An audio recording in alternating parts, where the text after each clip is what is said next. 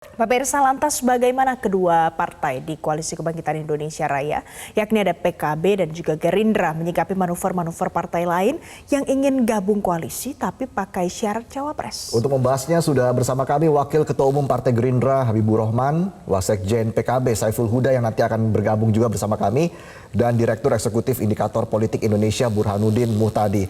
Selamat pagi Mas Habib, Mas Burhan. Pagi Mas Burhan, pagi Mas Habib. Assalamualaikum. Baik. Mas Burhan, teman-teman. Wabarakatuh. Waalaikumsalam. Saya langsung ke Mas Habib. Mas Habib, Gerindra ketar-ketir tidak nih Mas Habib melihat pertemuan antara PKB dan PDIP? Apakah Gerindra khawatir ini bahwa PKB bisa pindah ke lain hati?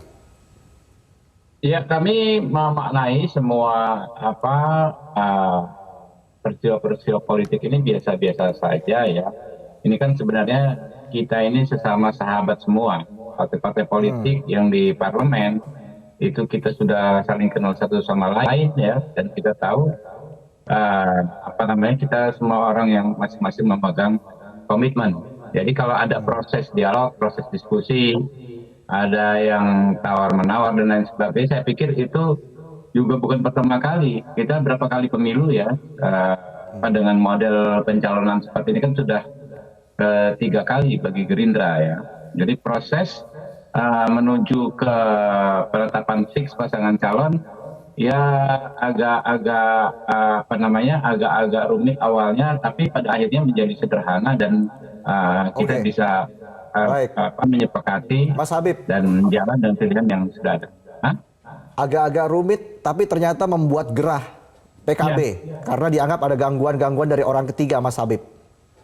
Ya biasa juga gitu kan apa yang disampaikan, tapi pada akhirnya kan nanti semua akan diputuskan oleh Pak Prabowo dan Gus Muhaimin. Kalau bagi kami KKIR, jadi Pak Prabowo ketemu orang, Partai Gerindra ketemu partai lain, kemudian Gus Muhaimin ketemu calon lain, dan PKB juga ketemu partai lain. Itu kan kita saling update, saling info ya. Mas Habib, kalau yang sekarang ini kita lihat kan banyak yang datang ke Gerindra mengajukan nama cawapres. Kalau seandainya nanti bukan Caimin cawapresnya, apakah mungkin ada potensi seperti itu? Sorry, nggak kedengeran. Saya bicara, Anda bicara, nggak kedengeran. Mas Habib, jadi kalau sekarang kita lihat ada banyak sekali partai-partai yang datang mendekat, membawa nama cawapres. Ada tidak potensinya kalau memang bukan Caimin nantinya? Ya, semua itu kan nanti memutuskan Pak Prabowo dan Gus Muhaimin ya. Soal potensi ada atau tidak, yang paling paham adalah Pak Prabowo dan Gus Muhaimin. Kami ya hanya akan ikuti apa yang beliau berdua putuskan. Tapi Gerindra dan PKB masih solid ya sejauh ini, Mas Habib? Oh, sangat solid dan akan terus solid, insya Allah. Oke. Jadi sampai sekarang masih solid ya. Kita coba tanya ke Mas Burhan. Dan Mas Burhan. terus solid, bukan sampai sekarang, akan terus solid sampai Oke, akan terus solid sampai nanti akan terus solid. Mas Burhan, Ya. kalau kita lihat Mas Burhan ini ada beberapa nama yang kemudian mulai muncul lagi, nama-nama cawapresnya yang diusung baik dari Golkar, kemudian ada juga dari PAN, ada juga yang tetap dari PKB. Kalau sejauh ini, kalau berdasarkan elektabilitasnya, itu yang paling cocok dengan Gerindra, dengan Pak Prabowo, itu siapa, Mas Burhan? Nah, begini, untuk memutuskan siapa cawapres sebagai pendamping Pak Prabowo, PKB dan Gerindra punya saham premium. Karena keduanya ini ketika berkoalisi Agustus tahun lalu itu sudah cukup kursinya untuk memenuhi presidensial threshold. Jadi kalau misalnya ada partai lain yang bergabung, maka harus ada kesepakatan tripartit yang melibatkan Gerindra dan PKB. Nah sekarang kalau kita lihat konstelasinya, memang PKB secara umum pengen mendapatkan kepastian siapa cawapres Pak Prabowo. Karena bagaimanapun sudah hampir setahun ya, platform koalisi yang ditandatangani oleh kedua partai itu berjalan. Tetapi belum ada kepastian buat Caimin sebagai calon wakil presiden Pak Prabowo. Sementara Pak Prabowo elektabilitasnya makin meningkat. Jadi ibarat gula gitu ya, makin banyak semut yang mengerubut. Nah di situ yang menjadi tanda tanya dan sekaligus tantangan adalah buat PKB. Karena bagaimanapun daya tawar PKB dengan Caiminnya otomatis di-challenge oleh mitra baru koalisi kalau misalnya mereka bergabung dengan Gerindra. Golkar itu kelebihannya adalah kursinya sekaligus kekuatan elektoralnya berdasarkan 2019 lebih besar ketimbang PKB. Ya, tetapi tanpa Golkar sebenarnya Gerindra dan PKB sudah cukup. Nah, kalau misalnya Golkar menawarkan Pak Erlangga Hartarto, itu dari sisi elektoral secara personal itu juga tidak punya nilai tambah. Nah, PAN itu secara umum sedikit di bawah PKB dari sisi kursi maupun perolehan suara di 2019. Tapi kalau PAN menawarkan Erick Thohir sebagai cawapres, secara elektoral Erick Thohir jauh lebih tinggi, baik dibanding Erlangga maupun dibanding Caimin. Jadi lagi-lagi ada trade-off-nya, ada plus minusnya. Nah, pada Artinya, Mas titik Burhan, ini mau tidak mau ya harus dikembali kepada Pak Prabowo maupun Gus Muhaimin untuk menentukan apakah mereka menerima orang baru atau tidak. Nah, itu. Oke. Artinya Mas Burhan, apakah PKB harus bisa merelakan golden ticket mereka begitu ya untuk diberikan kepada PAN sebagai pendatang baru dalam tanda kutip? Seperti apa Mas Burhan potensinya? Nah, lagi-lagi kan tujuan awal koalisi apa ya? Nah, itu dulu. Tujuan koalisi dibentuk adalah meraih kemenangan, meraih kekuasaan dengan cara demokratik. Nah, pertanyaannya, apakah capres atau cawapres yang diusung oleh koalisi yang bersangkutan itu bisa meraih tujuan kemenangan atau tidak? Nah, itu dulu tuh. Tujuan pertama adalah menang. Jadi harus dicari pasangan tiket yang kita sebut dengan istilah winning ticket, ya, tiket kemenangan. Nah, pada titik itu kepentingan subjektif elektoral dari masing-masing peserta koalisi itu hendaknya juga dikesampingkan. Nah, ini juga menjelaskan bukan hanya KKIR, bukan hanya Koalisi Kebangkitan Indonesia Raya, koalisi yang lain harusnya meletakkan tujuan pertama tadi. Nah, baru kalau misalnya tidak mendapatkan posisi sebagai cawapres, harus ada win-win solution. Everybody is happy. Nah, misalnya power sharing. Power sharing ini kan bukan hanya di tingkat cawapres, tapi bisa juga di tingkat kementerian atau hal-hal lain yang bisa dimungkinkan kepentingan pihak yang tidak tersalurkan di cawapres bisa mendapatkan gantinya. Nah, pada titik ini mau tidak mau memang harus ada kesepakatan yang melibatkan banyak pihak. Karena bagaimanapun tidak mudah menjalin power sharing. Karena power sharing itu bisa dimungkinkan kalau menang. Kalau kalah kan nggak mungkin ada power sharing. Oke Mas Burhan. Jadi kalau dari Mas Burhan, kalau kita lihat ada elektabilitas yang lebih baik ya, saya untuk cawapresnya adalah Erick Thohir kalau bersama dengan Prabowo misalnya begitu.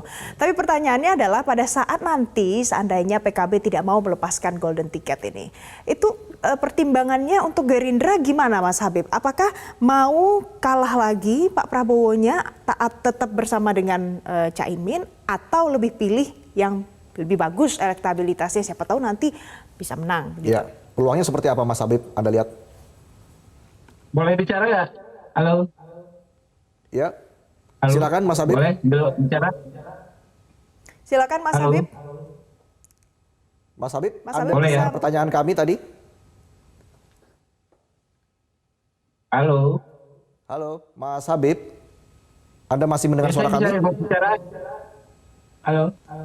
Ya, silakan Mas Habib.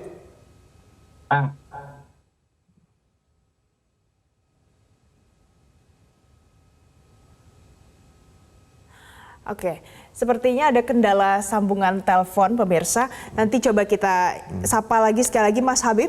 Sudah bisa dengar suara kami?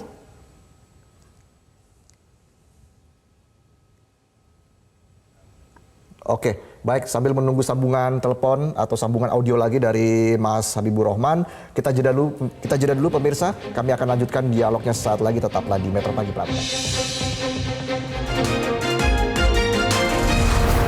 Pemirsa, terima kasih Anda masih bersama kami dalam Metro Pagi Prime Time. Kita akan lanjutkan lagi dialog kita pagi hari ini. Ada Mas Burhanuddin Muhtadi, Direktur Eksekutif Indikator Politik Indonesia, dan juga ada Waketum Gerindra Habibur Rahman. Saya mau ke Mas Habib. Mas Habib, kalau tadi dari data yang dipaparkan Mas Burhan, ini ada potensi lebih baik elektabilitasnya kalau berdampingan dengan Erick Thohir. Kalau seandainya PKB tidak mau melepaskan golden ticketnya, seperti apa hitung-hitungannya? Apakah tetap memilih dengan Caimin atau memilih yang punya elektabilitas lebih tinggi? Yang jelas, kami tidak akan mungkin meninggalkan Caimin, tidak akan mungkin meninggalkan PKB. Ya, kalau toh sekarang semua proses diskusi, ada kemudian ada juga informasi yang disampaikan masyarakat, disampaikan teman-teman lembaga survei, ya, tentu menjadi masukan bagi Pak Prabowo dan Gus Muhaimin. Ya. Jadi nggak ada masalah, ya, semua dinamika terus berjalan, diamati, dicermati, kemudian didiskusikan oleh Pak Prabowo dan Gus Muhaimin untuk kemudian beliau berdua mengumumkan dan pada saatnya nanti memutuskan dan pada saatnya nanti mengumumkan. Jadi sebetulnya ini kan hanya memilih yang baik antara yang baik dengan yang baik yang lain, gitu kan. Jadi nggak ada pilihan yang buruk, ya. Tapi yang mana yang terbaik nanti pada momennya akan diputuskan oleh beliau berdua. Oke. Saya langsung ke Mas Burhan. Kalau begitu Mas Burhan, apakah memang PKB bisa legowo untuk melepas golden ticket untuk diberikan kepada PAN atau seperti apa nih Mas Burhan? Tentu call tertinggi PKB adalah mendapatkan posisi cawapres, karena cawapres menjadi bagian dari signature-nya koalisi, sekaligus diharapkan punya kotel efek buat PKB. Buat Gerindra, PKB sebagai mitra baru koalisi di tingkat nasional juga penting. Karena Pak Prabowo membutuhkan dukungan terutama dari basis konstituen NU yang notabene dekat dengan PKB. Jadi pada dasarnya kedua partai ini punya semacam kepentingan simbiosis mutualisme. Tetapi yang belum ketemu adalah siapa cawapresnya.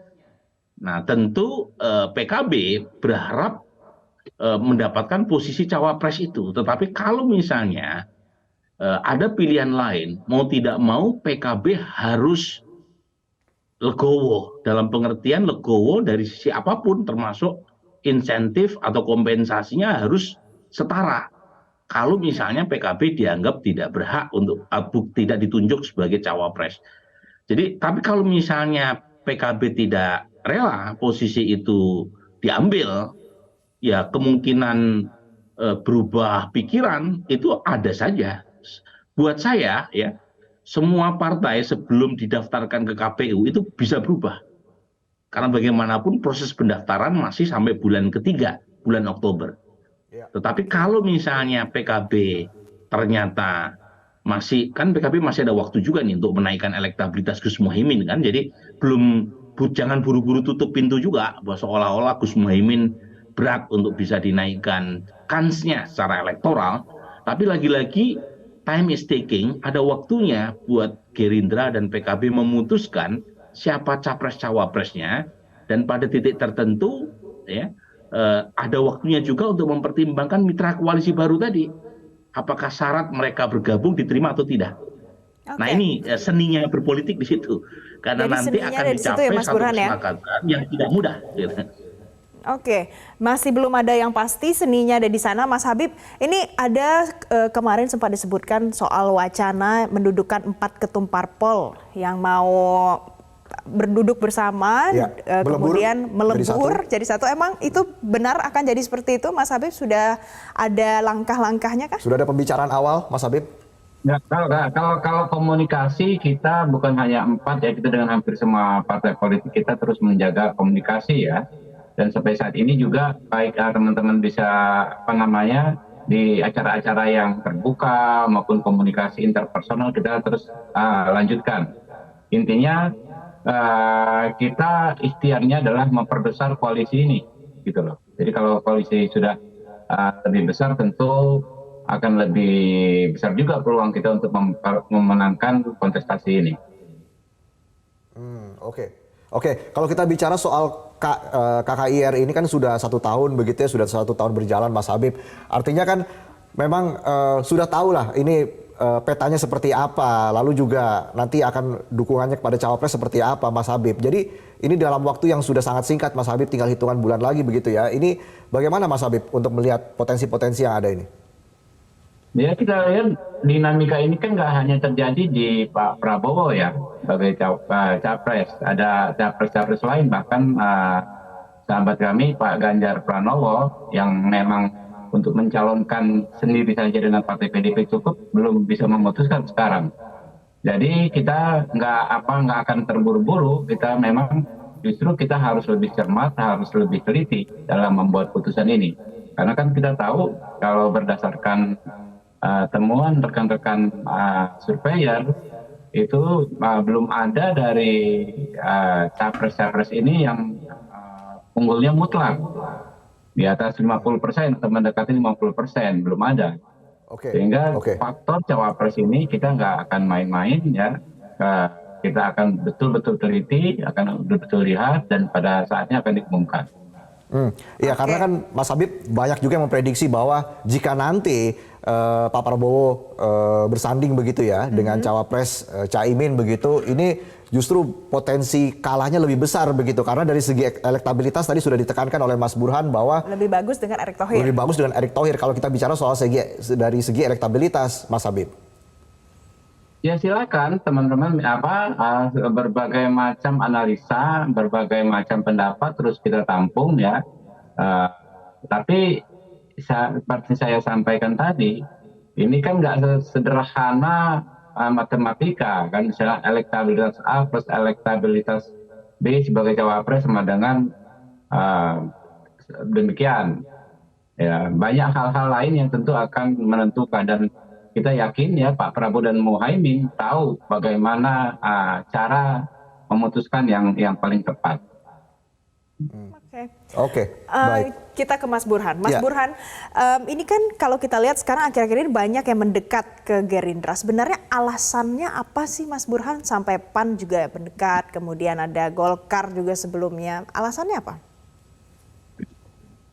Alasannya yang paling utama memang survei-survei menunjukkan peningkatan elektabilitas Pak Prabowo sebagai capres. Meskipun tidak unggul dominan dalam selisih margin of error dengan Ganjar Pranowo, tapi kalau simulasinya head to head lawan Ganjar atau lawan Anies, keunggulan Pak Prabowo itu signifikan secara statistik, di atas 2,9% plus minus margin of error.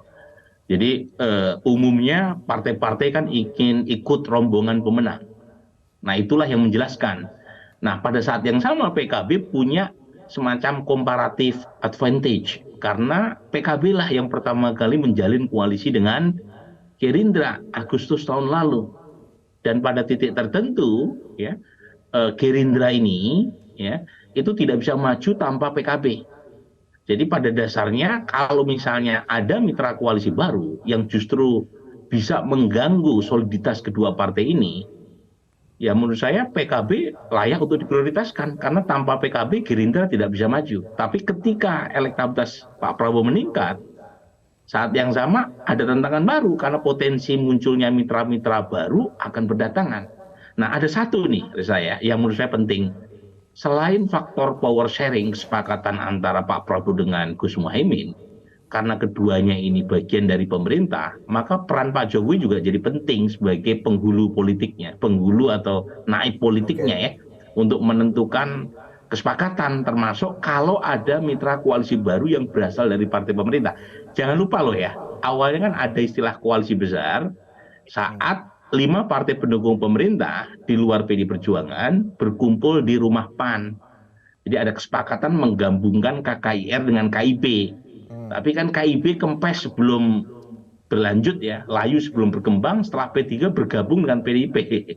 Nah, jadi kesepakatan itu yang sepertinya sedang dikejar, tetapi ternyata nggak mudah untuk menjalin kesepakatan tanpa ya didahului oleh ini tadi kelegoan atau sekaligus tadi posisi Gus Muhaimin yang dari awal diminta. Gimana? Meleburnya KIB dan KIR dan KKIR potensi itu ada ya? Eksperimen itu kan dicoba dari pertemuan PAN ya bulan Ramadan yang lalu. Cuma lagi-lagi tidak mudah kan menyatukan banyak kepentingan. Golkar mungkin kepentingannya kita representasi dari KIB harusnya mendapatkan posisi cawapres. Sementara KKIR sudah diplot ya Prabowo sebagai capresnya. Tapi kan nggak bisa seperti itu, argumen Golkar semacam itu kan mudah sekali dipatahkan oleh PKB. Tanpa Golkar pun KKIR bisa mencawapreskan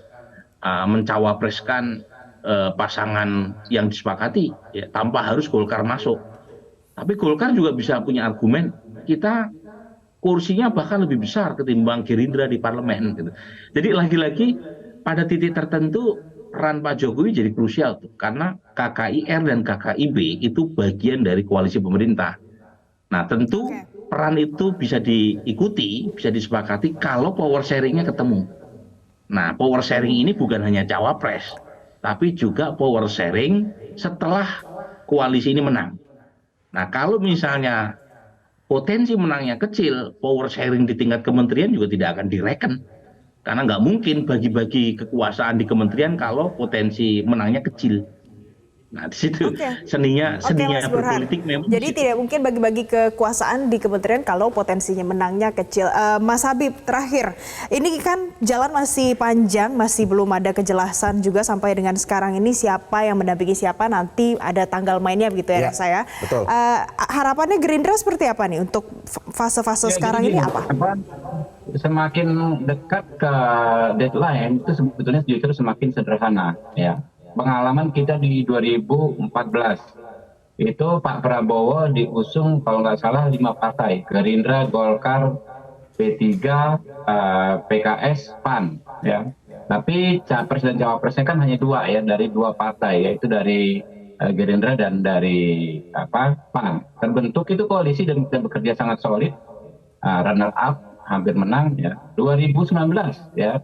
Kita ada 3 partai politik, tetapi capres dan cawapresnya dapat dikatakan dari 1 partai, ya, dari Pak Prabowo dan Sandi yang waktu itu sebelum ditetapkan murni kader Gerindra.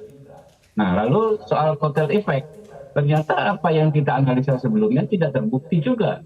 Partai-partai yang yang tidak mendapatkan posisi sebagai cawapres, ternyata juga mendapatkan kotel efek. Coba Anda lihat waktu pemilu 2019. Perolehan suara partai selain Gerindra itu signifikan yang di koalisi pengusung Pak Prabowo. Sehingga menurut saya ini memang kalau masih jauh kita terkesan rumit, tapi semakin dekat justru semakin rileks dan semakin santai para petinggi-petinggi kita itu dalam memutuskan. Karena mungkin semakin banyak juga bahan-bahan pertimbangannya. Baik, nanti kita akan pantau seperti apa peta koalisi ke depan, apakah KIB dan KIR akan benar-benar melebur jadi satu. Terima kasih Waketum Gerindra Habibur Rahman dan Direktur Eksekutif Indikator Politik Indonesia Burhanuddin Muhtadi sudah bergabung bersama kami di Metro Pagi Prime Time. Terima kasih Mas Habib, terima kasih Mas Burhan.